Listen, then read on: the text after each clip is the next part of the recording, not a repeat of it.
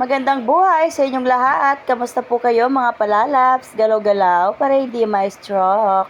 Ayan, meron po tayo dyan na sweet and sour chicken.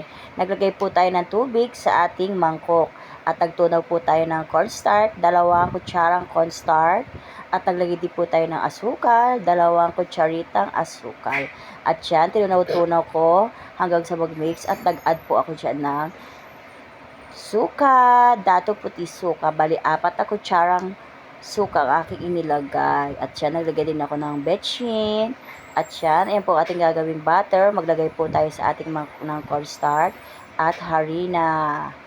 At maglagay din po tayo ng magic syrup at ating i-mix ang ating mga inilagay at maglagay tayo ng tubig galing Pasig River.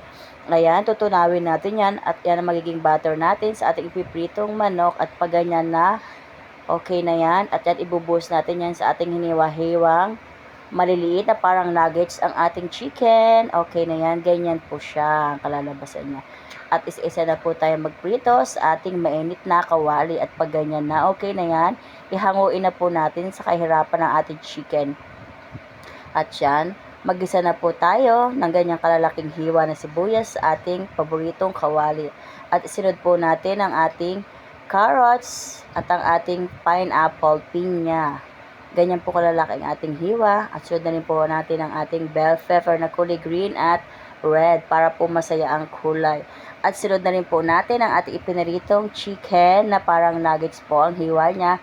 At yan, halo-haloin natin. I-mekos-mekos natin ang ating chicken nuggets. At yan, okay na yan. At mag-add tayo dyan ng patis. At yung ating minix na mga cornstarch at ating lalagay na po dyan. Pampalapot po yan. Paluto na po ang ating sweet and sour chicken.